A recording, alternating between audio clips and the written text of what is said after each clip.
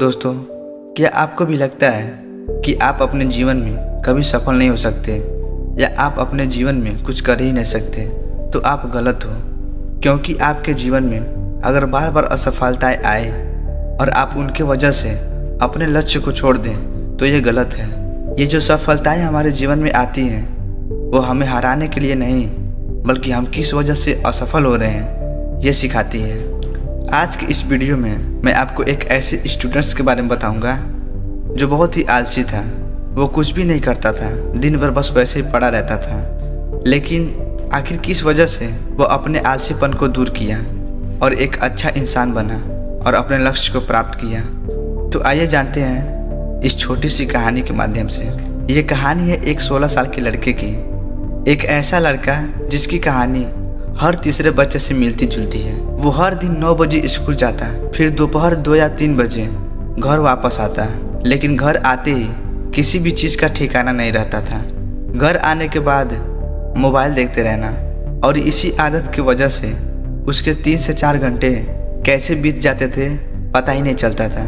और जैसे ही शाम हो जाए वो अपने दोस्तों के साथ टाइम पास करने के लिए निकल जाता था और रात के 1 या 2 बजे वापस घर आता था। उसके माता पिता को भी लगता था कि वह अपने दोस्तों के साथ पढ़ाई नकारने जाता था। वो जब भी रात को घर वापस आता वह किसी को कुछ कहे बिना चुपचाप सो जाता और फिर सुबह 8 बजे उठ जाता था।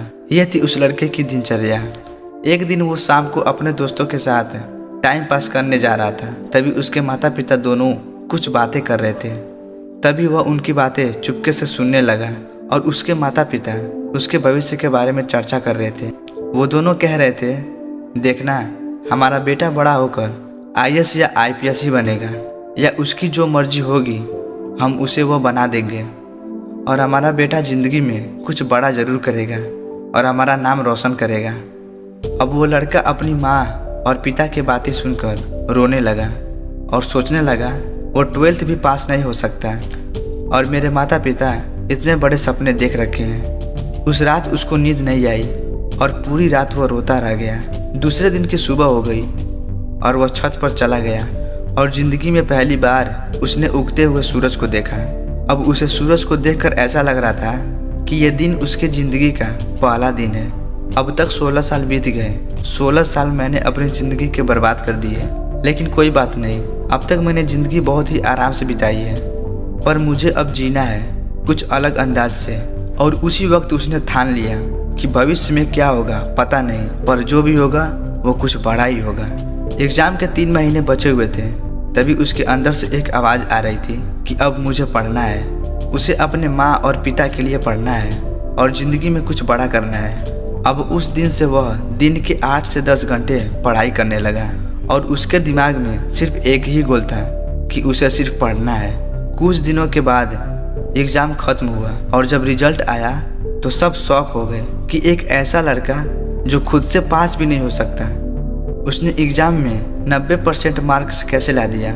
अब आगे चलकर उसने एक अच्छे कॉलेज में एडमिशन लिया और कॉलेज की पढ़ाई पूरी करने के बाद उसकी एक अच्छी सी नौकरी भी लग गई और वह अपना जीवन खुशी खुशी बिताने लगा और उसके माता पिता भी बहुत खुश थे।